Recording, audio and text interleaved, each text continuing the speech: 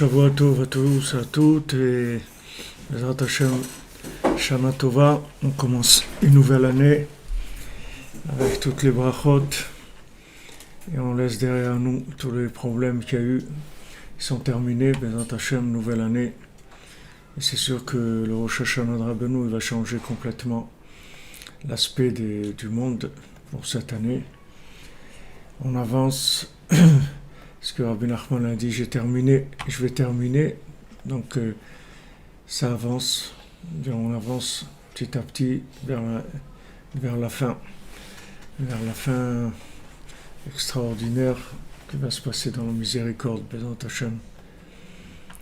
Alors on fait le cours, bien sûr, pour Shana Tova et Vevorachet pour tout le monde.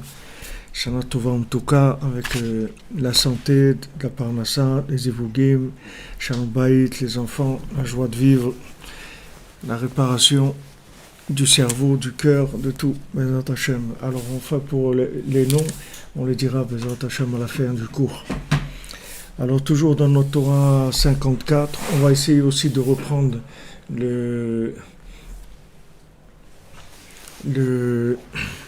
le cours le matin, normalement à 5 heures. Et on va essayer de reprendre soit demain, soit début de semaine prochaine. Et on va essayer de continuer ce rythme-là des deux cours par jour. Puisqu'on a besoin de Yeshuot, on a besoin de délivrance.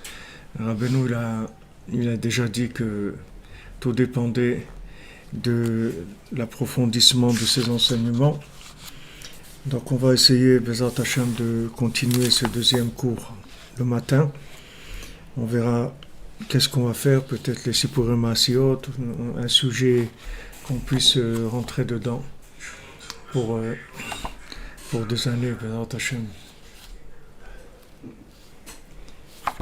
Voilà, merci pour tous ceux qui ont participé pour le Rosh Hashanah. Et c'était magnifique. Tous ceux qui ont pu aider, ils ont pu mamash aider des gens, des dizaines de gens à venir et à être là à prier. Ils ont un grand mérite.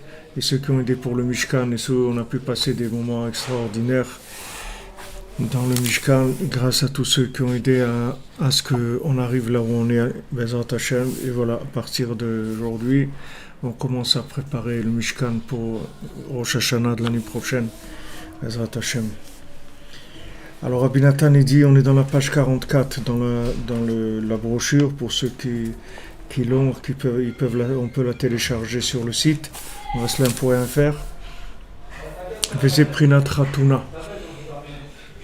Et c'est donc ce qu'on a vu, ce qu'on a étudié, le principe de la mémoire,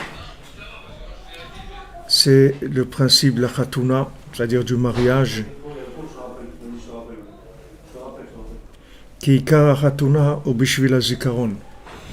Parce que pourquoi on se marie? On se marie pour la mémoire. On se marie pour la mémoire, c'est-à-dire on se marie pour se souvenir qu'il y a un autre monde.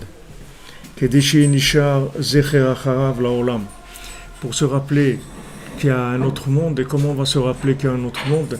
C'est que de laisser derrière soi une mémoire dans ce monde de choses qu'on a faites. C'est-à-dire que maintenant, le fait qu'on se marie, ou qu'on veut se marier, c'est pareil. C'est pas parce que des gens ne sont pas arrivés à se marier qu'ils sont en dehors du principe du mariage. Tous ceux qui cherchent à se marier, et sérieusement, et qui font ce qui est dans leur pouvoir de faire pour se marier, ça veut dire qu'ils sont dans le ratzon, ils sont dans le vouloir, donc ils sont dans ce principe-là de la Khatuna. Donc le principe du mariage, c'est de laisser une mémoire après soi. Qu'est-ce que ça veut dire laisser une mémoire après soi? Ça veut dire de laisser une construction qui a été faite avec le système solaire et lunaire, puisqu'on a dit que quand on unit les deux, ça donne la mémoire. Parce que Rosh Hashanah, ça s'appelle Yom HaZikaron. Pourquoi ça s'appelle Yom HaZikaron? Parce que c'est un jour où il y a l'union de la lune et du soleil, puisque c'est un jour qui est le premier jour de l'année en solaire et le premier jour du mois en lunaire.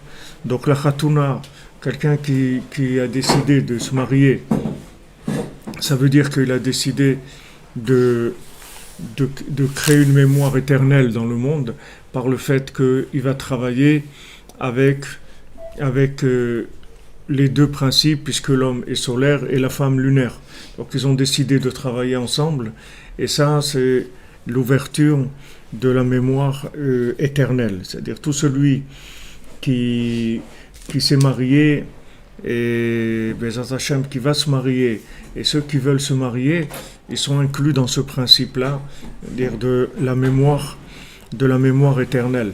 Alors qu'il y a des gens qui veulent pas se marier et qui veulent, comme ils disent, profiter de la vie. C'est vrai qu'ils vont profiter, si ça s'appelle profiter, mais ils vont profiter de la vie, c'est-à-dire ils vont s'amuser pendant quelques années jusqu'à que déjà le corps il fonctionne moins bien, déjà ça devient plus difficile, et ensuite quand ils partent, ils laissent aucune mémoire de rien du tout, puisque du moment où ils n'ont pas créé cette union solaire et lunaire, donc il n'y a pas d'éternité, il n'y a pas de création d'éternité. שזה עיקר המצווה של החתונה, שהיא מצווה הראשונה בתורה, כדי שישאיר בניו אחריו, שנשאר זכרו לדורות עולם. Donc c'est la mitzvah de se marier, c'est la première mitzvah de la Torah. C'est-à-dire on a une obligation de se marier, c'est la première chose que la Torah nous demande, pour laisser des enfants après soi et qui reste sa mémoire dans le monde.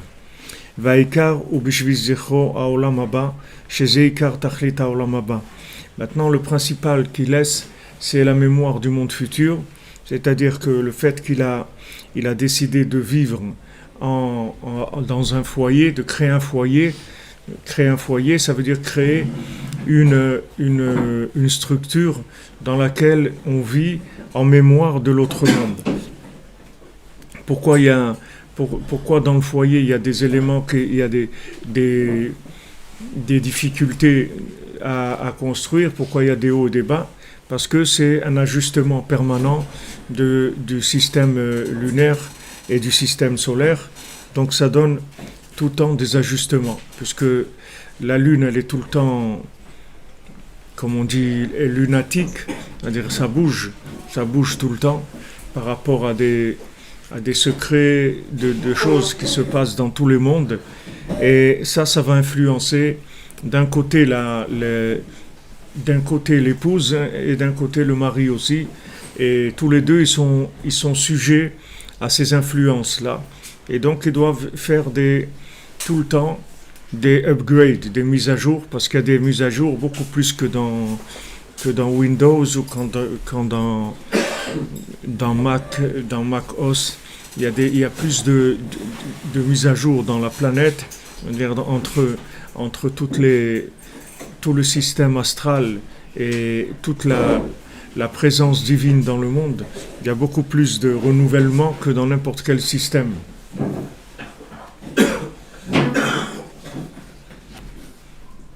Oui, tout à fait, vous avez raison, c'est-à-dire que si maintenant, quand on dit un foyer, ça veut dire le feu, c'est-à-dire que s'il n'y a pas la présence divine, c'est sûr que, comme on dit, ça fait des flammes, c'est-à-dire il y a du feu, ça chauffe, comme on dit, la maison elle chauffe.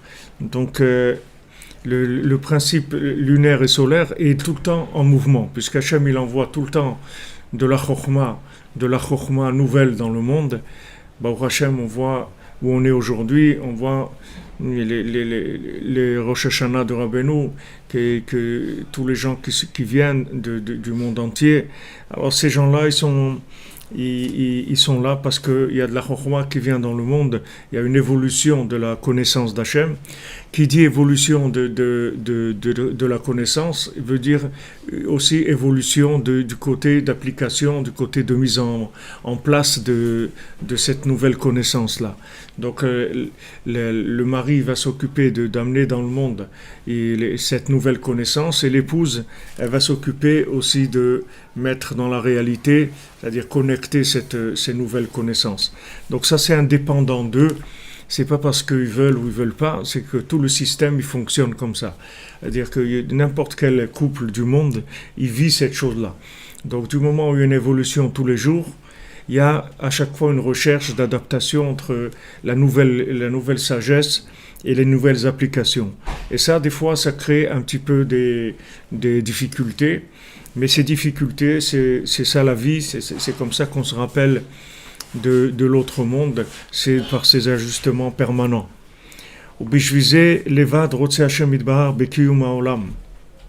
C'est la seule raison pour laquelle que Hachem il veut le maintien du monde.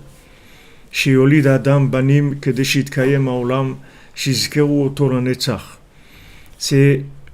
pour que quelqu'un il ait des enfants et que le monde se maintienne et que on se rappelle de lui pour l'éternité. Comme c'est écrit, comme Katuv, Hachem zichrecha ledor vador. Hachem, ta mémoire, elle est dans chaque génération. Oketi veze zichri ledor dor. Comme c'est écrit, ça c'est ma mémoire pour chaque génération. Chez Prinat zikaron olam haba. Que ça c'est le principe de la mémoire de l'autre monde, puisque c'est une mémoire qui se perpétue, c'est une mémoire éternelle. Donc je précise bien pour le mariage, pour les gens qui ne sont pas mariés, qui veulent se marier, qui essayent de se marier, ils sont dans ce principe-là. Parce que Rabbi Nachman, il explique que même si on parle d'une personne et d'une autre, c'est-à-dire s'il y a une proposition de mariage entre une personne et une autre, c'est déjà un mariage. C'est-à-dire ça s'appelle déjà un zivoug. Même si on a dit, tiens, celui-là il irait bien avec celle-là, quelqu'un qui dit ça, il les a déjà mariés, ils sont déjà mariés. Maintenant, à un niveau qui est ce qu'il est par rapport à l'application, mais ça s'appelle déjà un mariage. Et Rabbeinu l'explique, c'est pour ça que des fois, des personnes, elles doivent être comme ça, même s'ils ne se voient pas, s'ils ne se sont jamais rencontrés. Mais juste si on dit, voilà, bat ploni les ploni, celui-là il irait bien avec celle-là, c'est déjà un début de zivoug.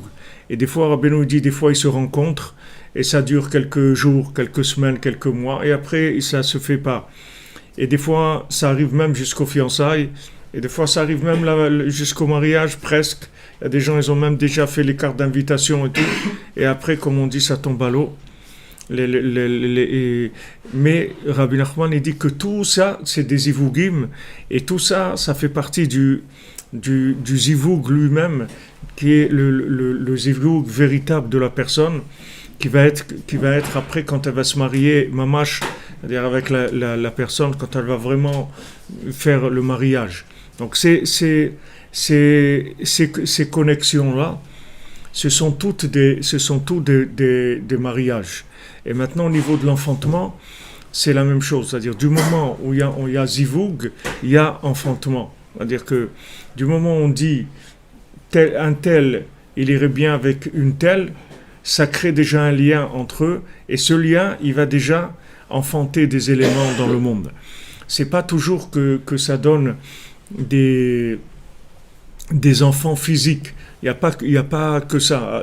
Abraham et Sarah, ils n'avaient pas des enfants physiques, mais Abraham et Sarah, ils ont eu des milliers d'enfants. Mais ils enfantaient que les âmes. Et après, les âmes, elles allaient dans des corps qui étaient enfantés par d'autres personnes. Mais le fait qu'ils étaient mariés, alors ça donnait automatiquement des enfants. Donc il ne faut pas que les gens aussi que Chas v'Shalom ils n'ont pas d'enfants ou ils ont eu qu'un enfant dans leur vie ou des choses comme ça, il ne faut pas croire qu'ils n'ont pas d'enfants parce que de chaque rapport entre un homme et une femme il naît des enfants. Parce que sinon, ça serait interdit d'avoir des rapports. Si jamais il n'y avait pas un enfantement, ça serait interdit par la Torah. Parce qu'il n'y a pas de rapport en vain. C'est-à-dire, ça n'existe pas. C'est-à-dire, du moment où il y a un rapport entre un homme et une femme, ça veut dire qu'il y a des enfants qui naissent de ça. Maintenant, c'est des enfants qui sont des âmes, et après, elles auront d'autres corps. C'est-à-dire qu'ils ne sont pas chargés du corps, mais ils ont fait venir l'âme dans le monde, et cette âme, elle va être dans un corps qui va être procréé par quelqu'un d'autre. Et en fait, l'autre couple, il aura fait naître que le corps, et l'âme, elle aura été créée par un autre couple qui va faire rentrer l'âme dans l'enfant de cela. C'est tout ça, c'est géré de façon extraordinaire par Hachem. Et en tout cas, il faut savoir que du moment où on désire se marier, on veut se marier, on est d'accord sur le principe, on n'est pas contre ça. C'est-à-dire, on est d'accord que de se marier c'est bien et on a envie de se marier, on est inclus dans ce principe-là. Et on a des enfants aussi. On a des enfants. Maintenant, ces enfants, ça peut être aussi qui viendront sous forme d'élèves aussi. Des fois, on a des élèves, des gens qu'on a aidés. Par exemple, vous avez aidé quelqu'un à trouver un travail, par exemple. Vous avez aidé quelqu'un à trouver une école ou à trouver un appartement où il va habiter. Ça s'appelle des enfants. Parce que maintenant, tout ce qui va se passer après, parce que cette personne a ce travail-là, tout ce qui va se passer, vous avez part dans cette chose-là, puisque c'est vous qui avez été à l'origine de cette chose-là. Vous l'avez aidé à trouver quelque chose qui lui manquait. Cette aide-là, ça s'appelle un zivoug, c'est-à-dire que vous êtes rentré dans sa vie et lui a donné un petit coup de pouce, comme on dit dans sa vie, comme quelqu'un qui fait de l'autostop, il fait de l'autostop, quelqu'un il le prend, il l'amène, il lui fait faire 50 km ou 100 km. Non, il l'a amené de là à là, il l'a fait avancer. Donc il a une part là-dedans. Donc il ne faut pas s'angoisser sur le principe du zivou, que croire que c'est uniquement quand on arrive à faire la chose mamash, c'est-à-dire à te marier, avoir des enfants, etc. Tout le système du monde, c'est un système d'enfantement. Mais à condition qu'on soit dans le principe de vouloir donner, de vouloir faire avancer les choses. Donc chaque fois que vous allez aider quelqu'un, ça s'appelle un zivou. Chaque fois que vous allez donner de la tzedaka, ça s'appelle avoir des enfants. Puisque Rabbeinu dit que le tikkun de quelqu'un qui a eu des écoulements en vain, des écoulements qui n'ont pas donné d'enfantement, alors c'est de donner la tzedaka, parce que la tzedaka, elle va créer la tzedaka, ça vient de l'effort de la personne. C'est-à-dire que du moment où quelqu'un il a reçu de l'argent, c'est soit il a travaillé, soit il a reçu ça par la lumière de son âme. Donc c'est son énergie à lui, et quand cette énergie il la donne à la tzedaka, donc avec ça il crée des récipients par rapport à l'énergie qui est sortie en vain de lui, et ça répare ce principe des écoulements en vain.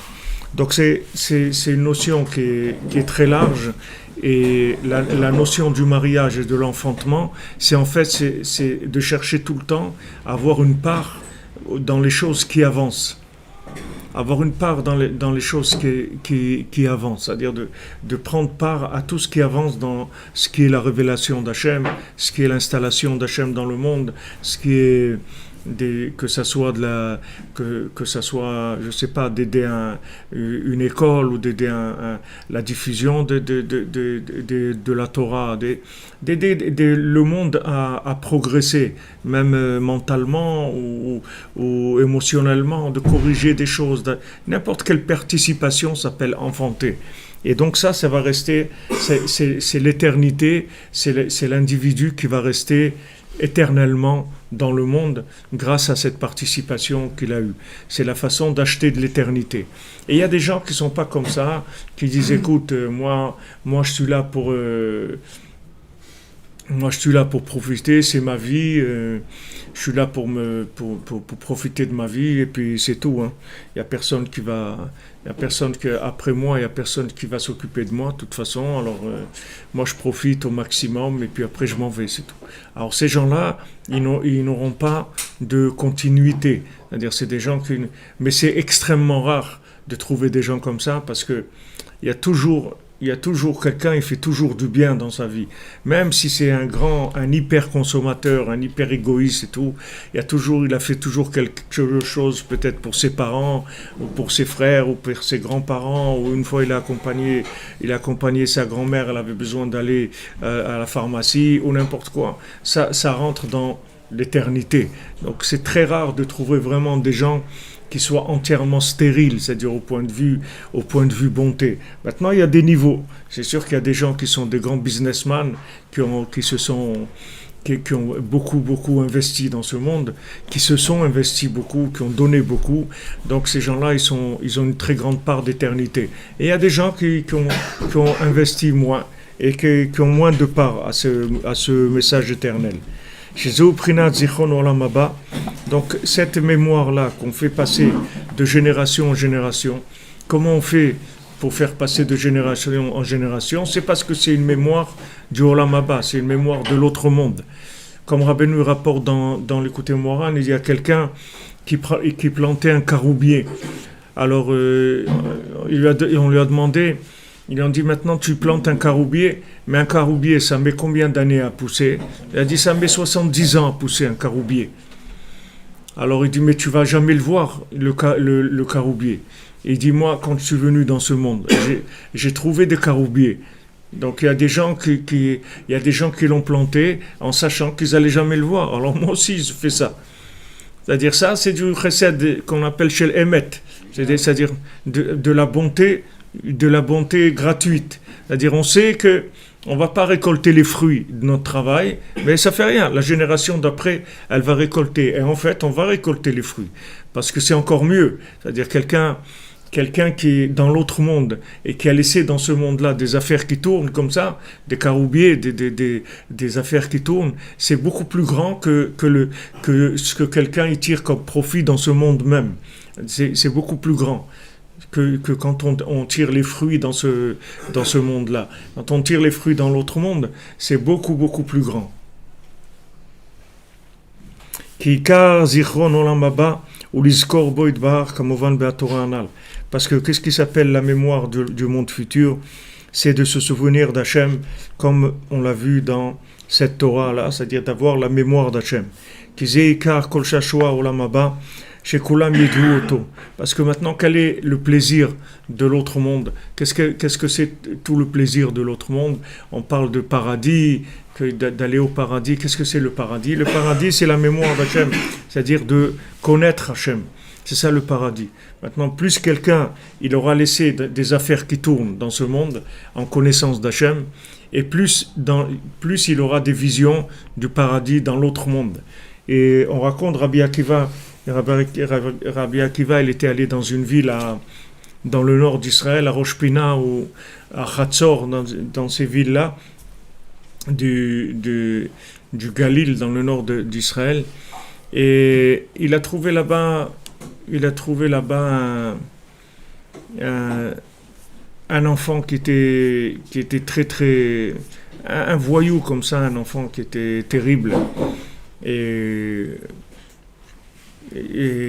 comment il est arrivé là-bas, c'est que il a rencontré une fois il était dans un endroit désertique et il a vu quelqu'un qui marchait avec un fagot de bois sur lui. Alors il lui a demandé qu'est-ce que tu fais avec ce fagot de bois? Alors il lui a dit regarde, moi je suis mort depuis longtemps et comme j'ai rien fait de bien dans ma vie, alors voilà, qu'est-ce que je fais? Le jour je cueille du bois, je récolte des morceaux de bois et la nuit je dois aller faire un feu, me brûler dans ce feu-là. Et voilà, tous les jours c'est comme ça. Alors Rabbi Akiva lui a dit mais tu n'as rien laissé dans ce monde, tu n'as pas fait quelque chose, tu n'as pas laissé. Il dit j'ai laissé un fils, mais mon fils il est encore pire que moi. C'est-à-dire que c'est un voyou, il fait des bêtises encore plus que ce que j'ai fait moi comme bêtises. Alors Rabbi Akiva il a dit ça fait rien, dis-moi où il est ton fils, etc. Il lui a dit voilà, il est à Hatzor, là-bas dans le nord. Alors il a été le voir Rabbi Akiva. Alors le fils était un voyou comme ça, il était très dur à, comme on dit, à approcher. Bon, Rabbi Akiva, il a pris patience, il a fait ce qu'il a fait, et il a commencé à apprendre. Au bout d'un moment, l'enfant, il a été d'accord d'apprendre l'Aleph Bet, d'apprendre à lire l'Aleph Bet. Alors, même pas apprendre à lire, apprendre juste l'alphabet hébraïque. Il est d'accord d'apprendre l'alphabet hébraïque, donc Rabbi Akiva, il lui a enseigné. Quand il lui a enseigné l'alphabet hébraïque, tout de suite après, le père, il lui est apparu et il lui a dit, je ne sais pas comment te remercier et tout, mais sache que déjà, j'ai plus cette chose-là, que je ramasse du bois et que je me brûle. Je suis pas du tout, comme on dit, je suis pas sorti d'affaire, mais ça déjà c'est terminé. Cette chose-là, cette réparation, j'ai plus besoin de faire ça. Et après, Rabbi Akiva, il a pris patience avec lui jusqu'à ce qu'il lui a appris à lire. Après, lui a appris un peu la Torah, le Chumash, un peu la Bible, un petit peu la Mishnah. Et quand il a commencé à étudier un petit peu l'enfant, alors après le père il est venu, lui a dit regarde, ça y est, je suis dans le paradis. Ça y est, je suis au paradis. On m'a terminé avec tout ça, je suis au paradis. Donc vous voyez de là que quelqu'un, même de lui-même, s'il a rien fait de lui-même, même si quelqu'un n'a rien fait de bien dans sa vie, et quelqu'un il a rencontré aussi comme ça, quelqu'un qui avait pratiquement rien fait, c'est-à-dire qu'il n'y avait pas une vie qui était investie dans le bien, mais il a participé à de la diffusion de livres de Rabbi Nachman. Et quand il s'est retrouvé de l'autre côté, alors c'est la seule chose qui l'a aidé. On dit, ah, tu as diffusé, alors on va voir, ah, ce livre, il est arrivé chez telle personne, et grâce à ça, cette personne, elle s'est pas suicidée, elle s'est pas découragée, ou elle a fait Shabbat, ou s'est mariée, ou elle est restée mariée, ou elle s'est occupée de ses enfants, ou elle a donné Tzedaka. Et ça y est, tout ça, c'est des investissements. Donc, la plupart des gens, ils ont des affaires dans ce monde. C'est très rare que vous allez trouver quelqu'un qui a rien fait de bien. C'est peut-être même, c'est quelque chose qui est pas réel. C'est-à-dire, c'est impossible. Mais seulement, il y a des affaires et il y a des affaires. Il y a des affaires, des petites affaires, et il y a des grosses affaires. Il y a des très grosses affaires. Il y a des gens, Baruch Hashem, ils ont participé au Mishkan avec la Tmimout, comme ça, ils ont donné pour qu'on puisse être là au Rosh Hashanah. Maintenant, ces gens-là, ils ne peuvent pas savoir, il n'y a personne d'ici dans ce monde qui peut savoir le retour d'investissement de ce qu'il a fait. C'est-à-dire, il a aidé, on a passé là-bas Rosh Hashanah, chez Rabbeinu, on a parlé de Rabbeinu, on a fait des bénédictions, on a passé le Rosh Hashanah chez Rabbeinu. Ces gens-là, ils ont une part à ça. C'est des comme on dit, billions, c'est des trilliards de mitzvot qui se font. C'est des milliards de mitzvot. Les gens, ils peuvent même pas être conscients de ce qu'ils ont fait. Dans ce monde, ils peuvent pas. Et dans l'autre monde, les gens, ils vont voir la seule chose qu'ils vont regretter, ils vont dire, ah là, pourquoi vous m'avez pas dit, pourquoi? C'est comme comme si quelqu'un gagne au loto. Maintenant, chaque billet, il est gagnant, mais il le sait pas. Alors, il achète un billet, ou deux, ou trois, et après, il voit des milliards, des trilliards. Si j'avais su, après, dans le monde futur, il se trouve avec tous les grands tzadikim, il se dit, mais attendez, moi, je suis pas de ce niveau-là, et tout. Il me dit, tu es exactement du même niveau que ces tzadikim-là. Parce que voilà, regarde ce que tu as fait dans le monde. Tu as fait ça, et un tel, il était sur le point de Chas Shalom de divorcer, et grâce à ce qu'il a entendu à Rosh Hashanah, il n'a pas divorcé, et ça fait qu'il a eu des enfants. Ses enfants, ils ont pris la Torah, et eux-mêmes, après, ils ont eu des enfants, et des petits-enfants. Et tout ça, tu as des retours d'investissement sur tout ça. C'est des milliards de mitzvot. Donc, c'est des choses qu'on ne peut même pas imaginer dans ce monde, de ce le bien qu'on peut récupérer, c'est-à-dire que tout ça, ça se traduit en connaissance d'Hachem, en rapprochement de l'infini dans l'autre monde. Et ceux qui ont investi un peu, alors ils ont des petits retours aussi d'investissement. C'est pas mauvais, c'est des petites affaires, mais c'est pas mauvais. Tout est bon à prendre, tout rapprochement de l'infini est bon à prendre. Mais celui qui investit dans Rabbeinu, comme Rabbeinu dit, celui qui m'a donné, c'est comme une terre fertile, tout de suite ça fait pousser des choses. C'est-à-dire que ça entraîne tout de suite. C'est pour ça que la moindre petite chose qu'on veut faire pour le tzaddik, ça commence tout de suite des problèmes. C'est difficile à faire. C'est difficile parce que c'est le retour d'investissement qui est grand. Donc il y a plus de difficultés de faire pour le tzaddik que de faire pour d'autres choses. Donc ici, moi je vous fais dans les cours, en même temps je vous fais des cours de marketing, c'est-à-dire je vous apprends les investissements qui rapportent le plus, qui rapportent le plus dans ce monde. Et moi aussi, je suis intéressé. Ne croyez pas que moi, je ne suis pas intéressé.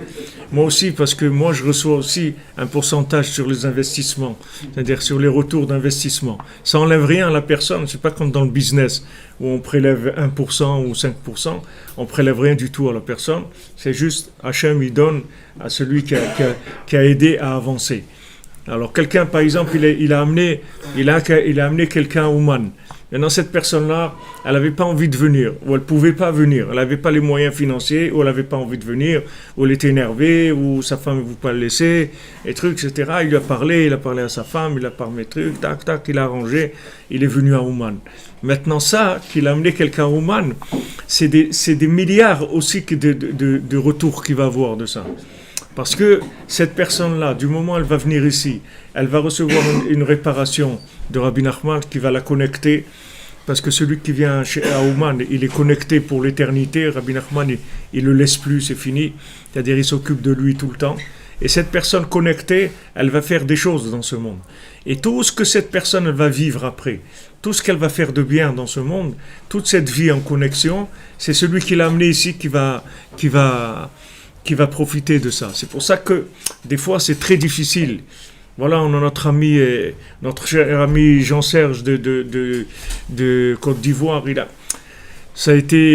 Mamache il s'est battu des mois pour pouvoir venir, pour avoir son visa. C'était très difficile. Il s'est battu pour avoir son visa. Il a payé tout ce qu'il fallait payer, même plus que ce qu'il fallait payer pour avoir son visa. Il a eu son visa. Quand il est arrivé ici, ils l'ont pas laissé rentrer en Ukraine. Et alors il a dit, mais moi je suis venu ici pour prier. Ils lui ont dit, pourquoi vous êtes venu ici en Ukraine? Alors il a dit, je suis venu pour prier. Ils lui ont dit, nous la prière c'est pas quelque chose, c'est pas une raison pour venir en Ukraine. On reconnaît pas cette chose-là. Donc vous retournez chez vous, c'est tout. Et on n'a rien pu faire pour le faire passer, rien du tout. Et le pauvre il est resté des dizaines d'heures à l'aéroport et en train de faire des tikkun klali un après l'autre, en tenant un livre de Rabbeinu comme ça sur son cœur. C'était très impressionnant. Il faisait que pleurer, faire des tikkun klali et pleurer, etc. Mais il était conscient que, en fait, lui, il est venu pour ouvrir pour toute l'Afrique. Il était conscient de ça. Donc il savait que c'était pas maintenant un monsieur qui vient se présenter à la police des frontières ukrainiennes. C'est pas ça du tout. C'est maintenant, est-ce que le continent africain il va se connecter avec Rabbi Nachman? Est-ce qu'on donne l'ouverture? Est-ce qu'on peut passer? Est-ce qu'on peut passer? Est-ce que ça y est, c'est ouvert? Alors c'est sûr qu'il a ouvert. Et c'est sûr que maintenant qu'il a ouvert, après il va venir, Bezrat Hashem une autre fois, parce que son visa il est valable plusieurs mois. Donc il va venir une autre fois, et la deuxième fois ou la troisième fois, il va rentrer, et il va ouvrir. Et après, il va y avoir des dizaines de milliers d'Africains qui vont venir à Ouman. Ça, c'est sûr que ça va se faire. Seulement, c'est très dur, parce qu'on ouvre. Donc c'est dur. Comme nous, quand on venait ici, quand on venait avec le Rav Besançon, on est venu en 1979, c'était de la folie, c'était un truc de fou. Il fallait qu'on laisse le testament à la femme et on savait pas où on allait. On venait ici dès qu'on arrivait sur le Kever. Alors il fallait se coucher par terre avec une pile la nuit pour faire le Tikkun Klali, vite. Il fallait partir et après c'était un interrogatoire au KGB, 6 heures d'interrogatoire avec des menaces et trucs. Ils nous prenaient par deux, ils nous interrogeaient dans des endroits, c'est-à-dire séparément. Et après, ils comparaient les réponses et pour voir si on mentait pas. C'est-à-dire ils comparaient les réponses de tout le monde. Et c'était 6 heures d'angoisse parce que c'est des films angoissants. Le KGB comme ça, et c'est pas agréable du tout avec des interprètes, des gens qui parlaient français. Et ils interrogeaient, et ils croyaient qu'on était des espions, et voilà, vous avez transgressé la loi, c'était l'Union soviétique à l'époque.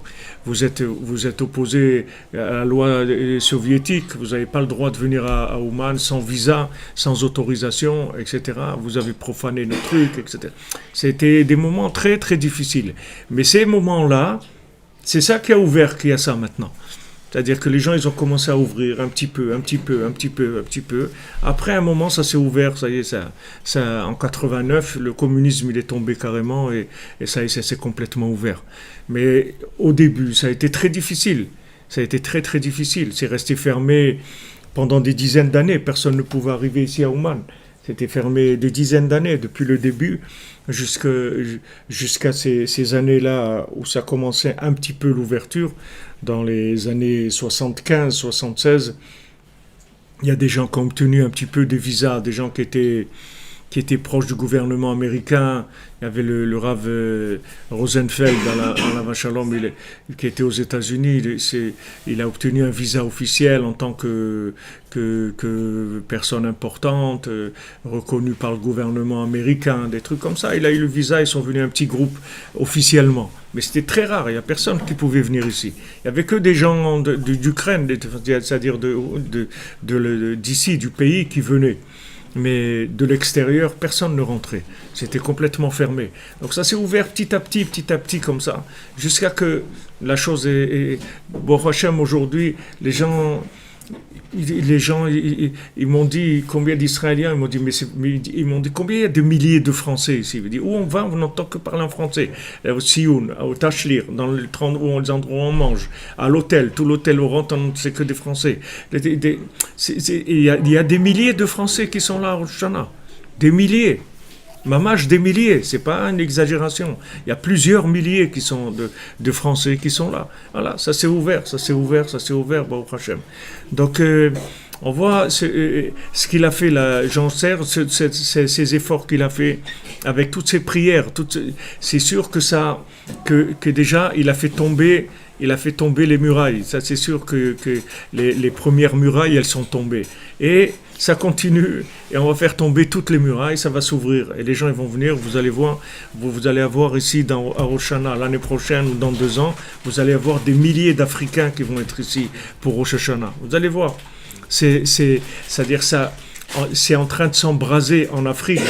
J'ai pas le temps de vous faire écouter, mais si je vous fais écouter un message que j'ai reçu juste avant Rosh Hashanah d'un ancien pasteur du Cameroun, si vous entendez son message, il dure 5 minutes ou 7 minutes, c'est impressionnant. Il était pasteur 26 ans, il s'est intéressé au judaïsme depuis 8 ans, et maintenant il a découvert Breslev. Il a dit ça, c'est quelque chose qui va embraser l'humanité entière. Ces enseignements-là, ça va incendier le monde entier. Donc voilà, maintenant il y a deux centres Breslev au Cameroun, 2 centres en Côte d'Ivoire, ça a commencé au Togo, ça a commencé au Gabon, c'est-à-dire qu'il y a des groupes. Maintenant en Côte d'Ivoire, il y a un groupe, ils sont 120 déjà. 120 qui font Tikkun HaKlali tous les jours, Chatzot tous les jours, et 1 heure d'Hitbodedut tous les jours. Le Teilim ensemble, ils le finissent tous les jours. Donc ça bombarde, c'est-à-dire c'est des choses qui envoient des énergies en haut, de l'adoucissement de rigueur extraordinaire. Et ça va se décupler, parce que ce qu'il y a de merveilleux dans le continent africain, c'est que les gens, ils n'ont pas la tête polluée avec toute la philosophie, quand ils trouvent quelque chose qui est vrai, ça y est, c'est fini, il y a pas de... On y va, c'est tout. Tikkun HaKlali, ils voient des miracles, ils ont des témoignages, ils m'envoient des témoignages, des gens, combien de maladies ils ont guéri, combien de choses avec le Tikkun HaKlali. C'est extraordinaire de voir. Alors sachez que quand Rabbeinu dit mon petit feu il va brûler jusqu'à que Mashiach vienne, ça veut dire que mon petit feu il va brûler jusqu'à qu'il va incendier le monde entier, il va faire venir le Mashiach. C'est ça, mon petit feu va brûler jusqu'à que Mashiach vienne. Ça ne veut pas dire que ça va rester un petit feu. Ça veut dire que ce petit feu là que tu vois, il est tout petit, il va commencer à incendier un petit jardin, après une forêt et après le monde entier. Il va incendier le monde entier et tout le monde va venir. Tout le monde va venir ici. Mais on voit dans le continent africain, il y a quelque chose qui est en train de se passer qui est d'une dimension énorme. C'est-à-dire quand ça va sortir, vous allez voir, vous allez être impressionnés. Et que ce soit David Ameller, Shlomo Ameller ou Moshe Rabbeinu, il était roi 40 ans en Afrique. Moshe Rabbeinu, il est parti un moment, avec tout ce qu'ils lui ont fait les religieux, là, tous ceux qui crient, qui font les manifestations et tout, ils lui ont tellement fait des manifestations, des trucs et des camions, des prospectus et des trucs, qu'il a dit ok les amis, bye bye, on se reverra bientôt. Il est parti en Afrique, il est resté 40 ans, roi, il était roi en Afrique 40 ans, mon cher Rabbeinu. Après il est revenu. Et Shlomo Ameller aussi, il était en Afrique. Je ne sais pas combien de temps, je ne connais pas les détails, mais Moshe Rabbeinu, 40 ans, il était en Afrique. Donc il y a quelque chose qui bouge, et Baruch Hashem, la mémoire profonde se réveille. Ça, je vous dis pour vous renforcer, pour que vous sachiez comment ça travaille. Les gens, ils ne se rendent pas compte. Vous ne savez pas comment ça travaille. Pour l'instant, ça travaille dans quelque chose ça travaille sous la terre, c'est-à-dire ça ne travaille pas à l'extérieur. Mais quand les fruits vont sortir, le monde il va être impressionné. Il va être impressionné. Parce que c'est des gens qui sont mamash très sincères ils ont pas la pollution de toute cette pollution philosophique avec tous ces trucs du monde de l'argent et de toutes l'intellectuel, etc. C'est des gens, quand ils ont découvert la vérité, ils s'engagent de façon sincère, il y a pas de problème. Ça va faire une dimension dans le monde, ça va drainer, ça va tirer beaucoup de gens. והאדם נברא בזה העולם רק בשביל זה. רק בשביל זה הוא מחויב להשאיר בניו אחריו. Maintenant, l'homme n'a été créé dans ce monde que pour ça, c'est-à-dire pour perpétuer la mémoire d'Hachem. Et c'est uniquement pour ça qu'il a l'obligation de laisser des enfants après lui. Qu'aider shizkeru, pour que ces enfants-là, ils mentionnent la mémoire d'Hachem. Et ils perpétuent la mémoire d'Hachem.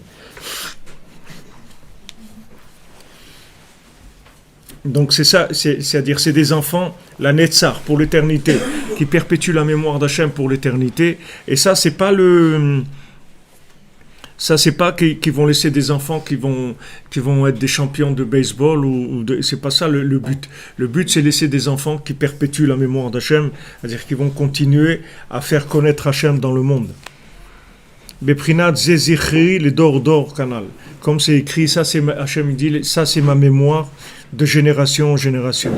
Vechen Mouvan Beatora Anal, et c'est donc ramené dans la Torah 54, dans notre Torah dans laquelle on est. Shemi Shepogem Bezikaron, Enozoche le Ben Zachar, Kamovasham le Enyan Avshalom Ainsham. Que celui qui abîme la mémoire, c'est-à-dire celui qui rentre dans l'oubli de l'autre monde, alors il ne laissera pas dans ce monde un fils. Comme on voit Avshalom, il n'a pas laissé d'enfants parce que Avshalom il s'est opposé à la malchoute de David Ameler. C'est-à-dire il s'est opposé directement à la royauté de David, que cette royauté de David, c'est la royauté de Mashiach. Du moment où s'est opposé à son père, il s'est opposé à David, il ne voulait pas laisser David prendre le pouvoir et il voulait même tuer David. C'est-à-dire il voulait étouffer complètement le fruit, la sortie du fruit. Et c'est pour ça qu'en fait, et là aussi, pourquoi Jean-Serge, ils ne l'ont pas laissé rentrer? Parce qu'il a dit, je viens pour la prière. Maintenant, il aurait eu un truc de business, il serait rentré. Il serait venu avec par un truc de la chambre de commerce de Côte d'Ivoire ou un truc comme ça pour des projets de n'importe quoi. De projets d'usines électriques ou de gaz ou je sais pas, n'importe quoi, il serait rentré. Mais il dit la prière, c'est quoi ça la prière? Ici c'est Amalek, tu lui dis la prière, il dit mais tu sais qu'est-ce que tu vas faire la prière si tu commences à m'amener ici 10 000 ou 20 000 Africains à Rosh Hashanah, mais qu'est-ce que tu vas me faire? Tu vas me prendre tout, tu vas me ruiner. Tu vas ruiner Amalek, tu vas lui prendre toutes les... Comme on a vu, chaque personne qui vient ici, ça y est, Amalek il a perdu quelqu'un qui lui rapportait de l'énergie. Et Amalek il a rien, il a que ce qu'il vole aux gens. Donc maintenant, si tu lui enlèves les gens qui le nourrissent, il va être très très énervé.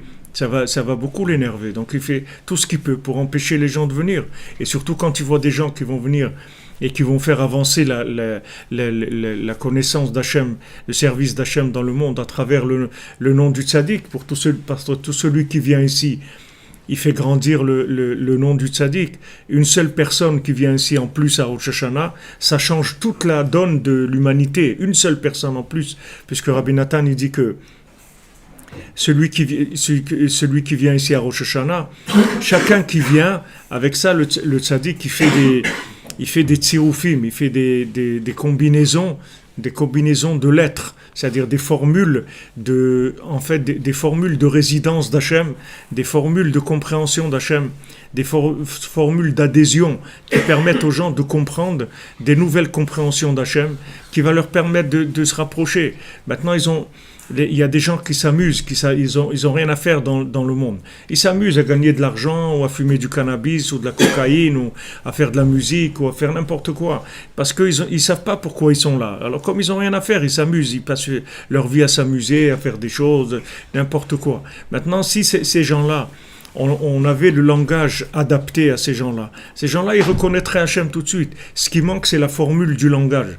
Maintenant, quand on vient ici, avec chacun qui vient ici, il amène la lettre de son âme. Son âme, c'est une lettre. Cette lettre, elle vient ici, elle s'associe à l'autre, et ça commence. S'il y a un, alors c'est un. S'il y a deux, c'est déjà deux, on peut faire déjà A, B ou BA. Maintenant, s'il y a 3, ça fait 6 déjà. S'il y a 4, ça fait 12. S'il y a 5, ça fait 5 fois 4 fois 3 fois 2. S'il y a 6, ça y est.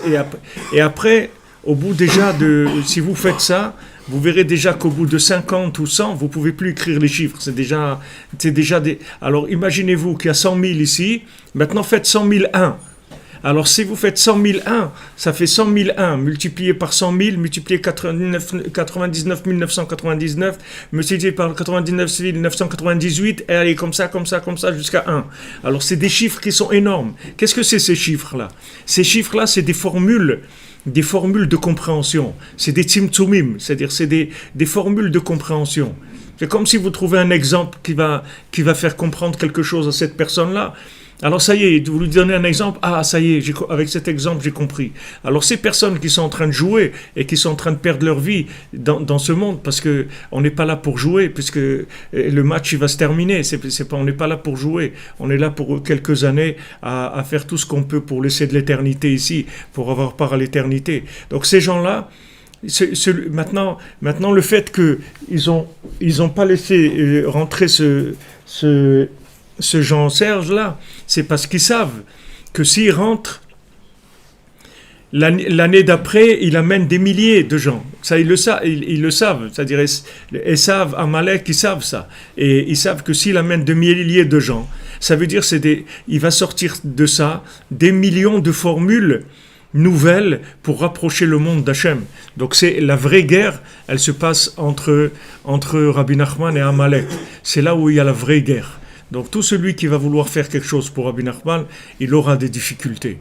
Du moment où c'est en rapport avec Rabbi Nachman, il faut savoir qu'il y a des difficultés. Vous savez, en Israël, il y a des imprimeries que quand vous leur dites que c'est un livre de Rabbi Nachman, ils ne l'impriment pas. Parce qu'ils savent que dès qu'ils commencent à imprimer un livre de Rabbi Nachman, les machines, elles se cassent.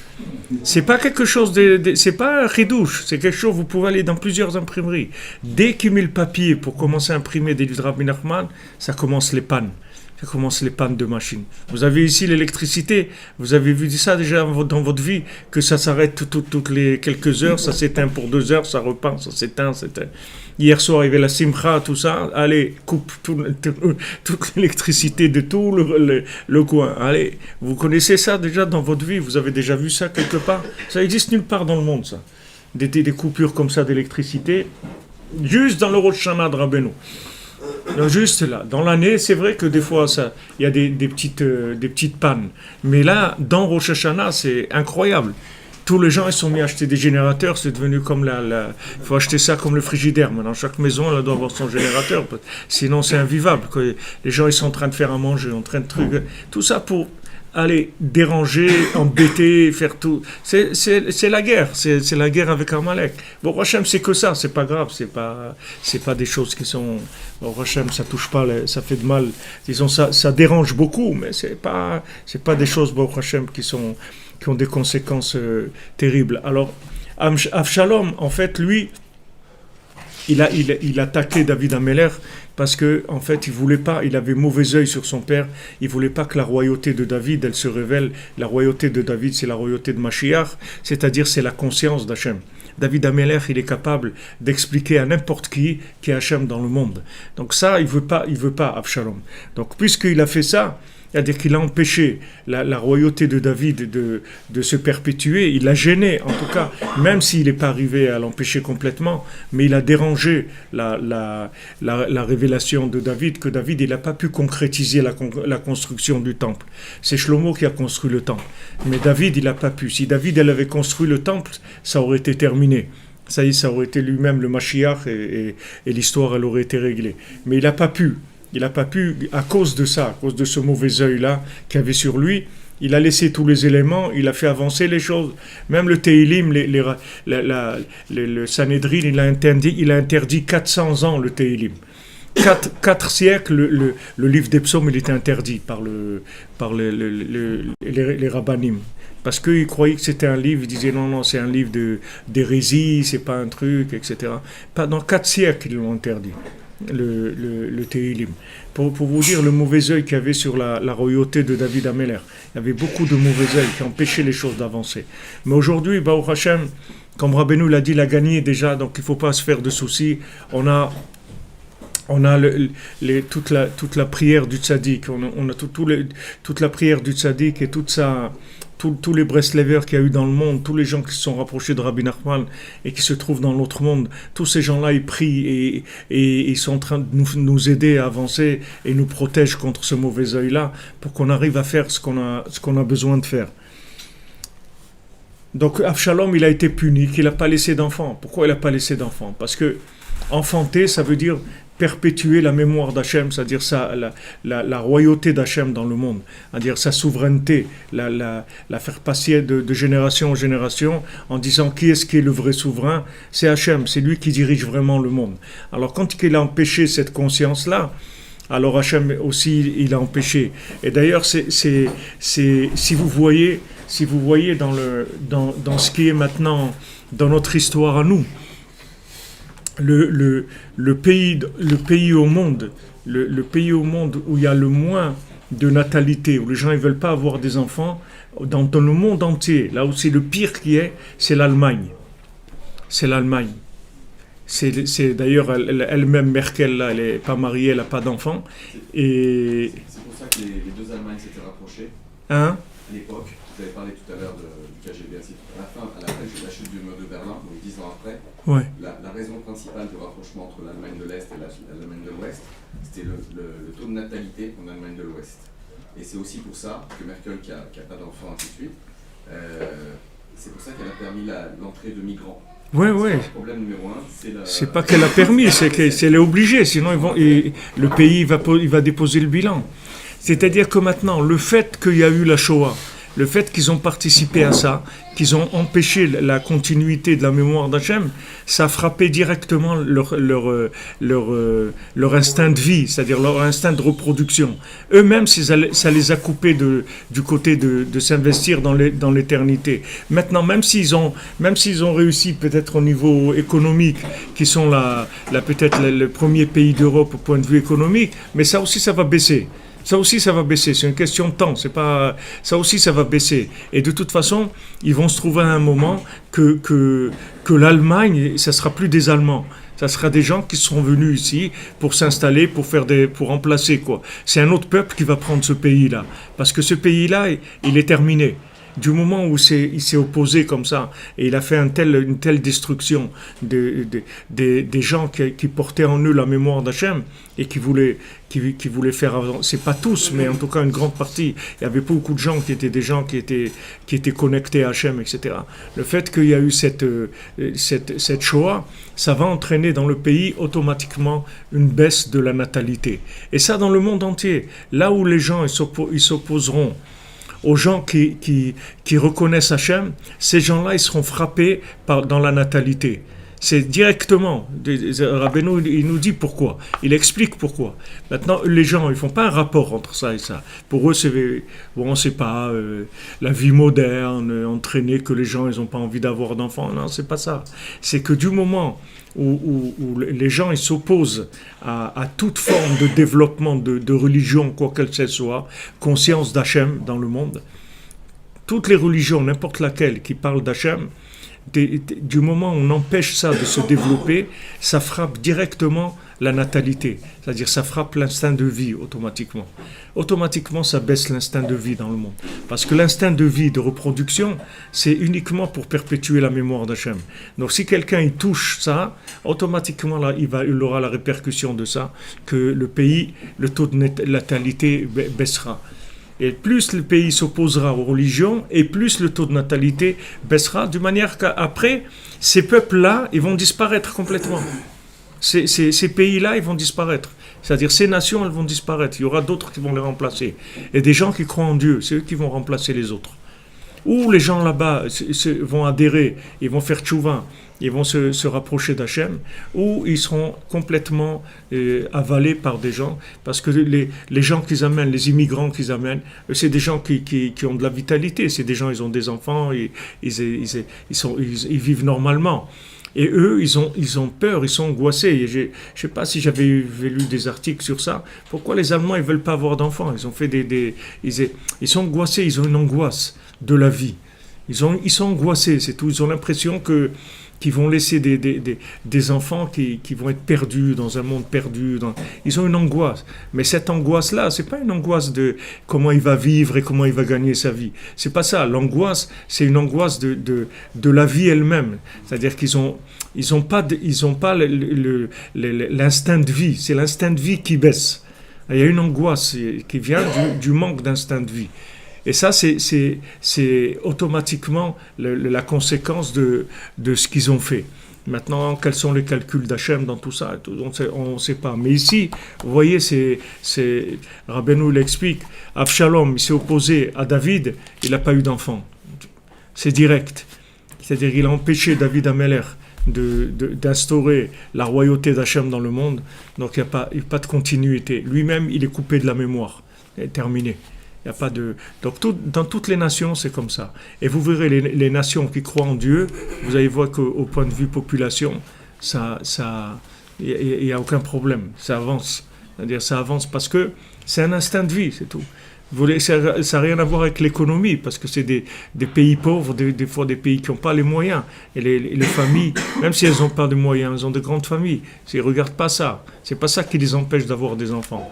Parce que c'est un instinct de perpétuité, c'est-à-dire que normalement l'instinct de vie, il donne à la personne le vouloir de rester dans la perpétuité, de continuer la mémoire perpétuelle. C'est l'instinct de vie, pas shoot, de n'importe quel individu, l'instinct de vie simple. Quand on s'oppose à ça, ça entraîne que Chas v'Shalom, il n'y a pas d'enfant. כי עיקר הזיכרון בעולם הבא הוא בעניין תאווה הזאת שצריכים לזכור בעולם הבא כדי שלא יהיה נלכד בזה חס ושלום. וזה בחינת חופה alors maintenant Rabbi Nathan il va nous expliquer parce que le principe de la mémoire du monde futur, c'est dans cette ta'ava-là, c'est-à-dire dans la ta'ava des mœurs, la ta'ava des plaisirs charnels. C'est là-dedans où il y a le plus l'oubli du monde futur. C'est-à-dire quand les gens ils se mettent là-dedans, et pas pour avoir des enfants, ils n'ont pas du tout envie d'avoir d'enfants, ils ont envie d'avoir que du plaisir. Alors ça, c'est la ta'ava qui amène l'oubli. C'est mamash, ça enlève complètement la connexion avec la mémoire de l'autre monde. Et il dit que la guerre, elle se trouve à ce niveau-là. C'est-à-dire que nous, normalement, si on veut lutter contre cette chose-là, alors il faut activer la mémoire. Il faut activer la mémoire de l'autre monde. La mémoire de l'autre monde, c'est l'opposition de ce plaisir-là, de cette ta'ava-là. Et si quelqu'un il est dans cette ta'ava, ça veut dire que il n'a pas assez de mémoire de l'autre monde pour pouvoir lutter contre ça.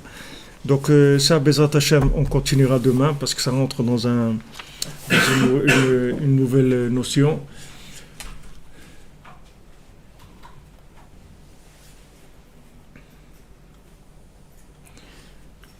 Ouais, c'est vrai que tout le système homosexuel et tout, vous avez raison, ça aussi, ça fait partie du monde à l'envers.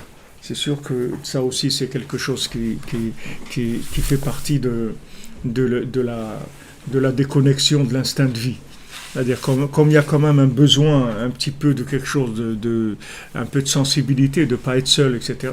Donc ils essayent de créer des systèmes qui, en même temps, ça donne l'impression de vivre, mais c'est parce que du moment où il n'y a pas une possibilité de procréer, ça ne peut pas s'appeler de la vie.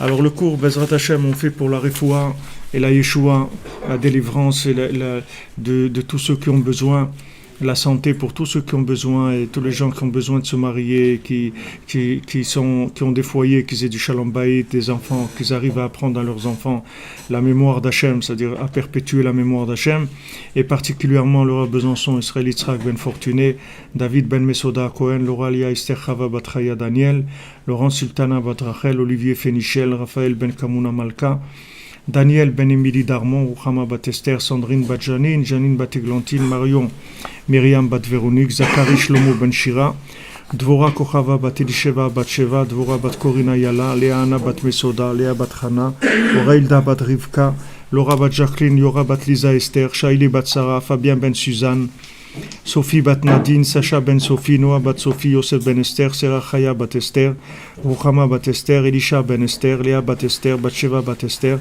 Roselyne Shoshana Bat Liliane Rachel, Rachamim Ben Ruth, Tzipora Bat Chaya Kamra, Rekia Bat Rachma, Rebecca Daniel Bat Yvette Esther Rachel, Shirel Bat Rachel, Shalom Ben Moshe Ben Shabbat, Simon Gershon Bat Israël, Itamar Ben Hélène Dalia, Esther Bat Tata, Jonathan Yehuda Ben Bettina Simcha, Irène Bat Rachel, Simcha Janine Juliette Bat Jemoul Kochava, Aviv Ben Sahala, Rachel Batan Marie, Yaakov Ben Avraham, Shimon Ben Brit Zohar, Jonathan Yitzhak David Ben Marlène Malka, Yosef Yitzhak Nachman Ben Emouna, Rachel Bat Sarah, Yaakov Ben Mikael, Isa Emouna Bat Rina, Aurélie Chava Huguette, Bat Mishin Rachel Rose, Bruno Michael Ben Neili Kamissa, David Ben Lucien Dvora, Civil Bat Esther, Esther Bat Chassiba, Ivan Alexandre Ben Yehuda, Léa Teila Riela Batsipora, Doron Yitzhak Ben Chayariba, Shai Bart Claude Ben Céline Sarah Juliette, Lucien Dvora Bat Rosa, Benjamin Ben Lucien Dvora, Angèle Bat Louise, Chaya Kamra Bat Joa, Charles Eli Gez, Sharazad Bat Rekia, Rikea Bat Rekia,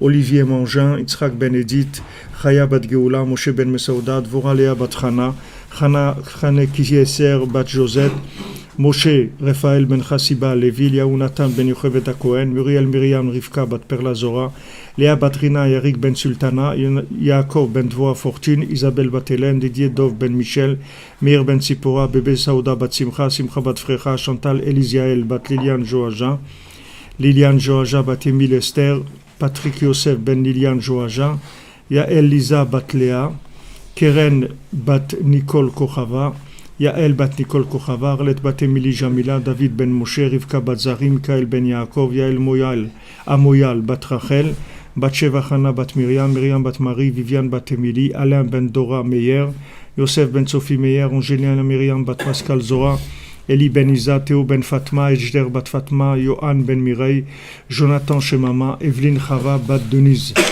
Et pour l'élévation de l'âme de Émilie, Jamila Bat Fahri, Jonathan Yachaim Chamouch Ben Gabriel, Myriam Bat Rachel, Shish Shlomo Ben Masoda, Noah Esther Atlan, Noah Bat Esther Atlan, Shmuel Tibi, Shimon Ben Siti, Isaac Ben Frédérica, Elitman Gourfinkel, Jean Ben Marcel et Isaac, Prosper Messaoud Ben Sultana, Yaakov, Jacques Yaakov Ben Avraham, Myriam Mireille Bat Louise Aziza, Israël Ben Yosef Moshe Avraham, Mahmin Ben Frej, Aïcha Bat Jemoul, Maurice Bétan Ben Shabak Emoun, David Ben Yitzhak, Yvette Bat Eugénie, Israël Grisolette, Myriam Janine Bat Chava, Serah Bat Sora Doré, Bat Sarah Doré, Pessar Ben Herman, Albert Avram Chavi Ben Marie Waknin, Francis Ben Carmel, Irène Ben Rachel, Dvir Yehuda Ben Yohan, Rachel Chourak, Muriel Marie, Myriam, Bat Deborah Fortuné, Siléoni, Bat Micheline, Élise Estelle.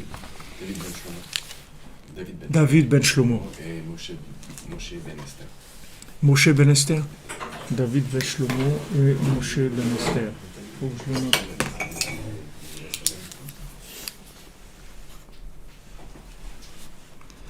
Ben Shlomo et Moshe Ben Esther. Voilà les amis. Bonjour. J'entends pas. Refoua Shlamim Nathalie Chana Bat Sarah. Oh, ici, je croyais que tu n'étais pas là. Je t'ai pas vu. Mais ton père est magnifique. Ça va? C'est un frère de Montréal qui faisait plus tous les jours. Merci beaucoup. Bon Hachem, tout va bien. Merci beaucoup les amis. Au revoir. bonne journée, Batzlacha, rentrez bien pour ceux qui rentrent. Sinon demain à midi pour ceux qui sont là. Bezrat Hashem.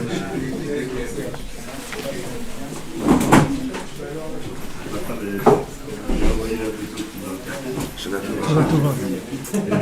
Merci beaucoup. Merci à vous, merci à vous. Alors, encore une fois, bonne année. Alors bonne année. Merci pour Et tout. voilà, on avance. On avance. Alors, je suis dans le On train. attaque le deuxième. On attaque la suite. D'accord. Et éventuellement, quand j'ai aussi un recueil de poèmes que je vais rééditer, parce que Ça, on est. bah, Je sais que ma femme elle m'a parlé, il va ouais. faire la couverture. ben, Vous aviez la couverture. moi j'ai choisi, c'est peu avez importe déjà la couverture. Vous avez déjà Je lui ai dit, il y a lui une avez verte, envoyé il y a une jaune, peu importe, la couverture c'est C'est pas important. secondaire. Non. Alors il faut le faire, ça y est, on peut y aller. D'accord, je vais dire à ma femme. Pas de problème. Neder. Merci On avance. d'avance. Allez, Agréable. faut tout.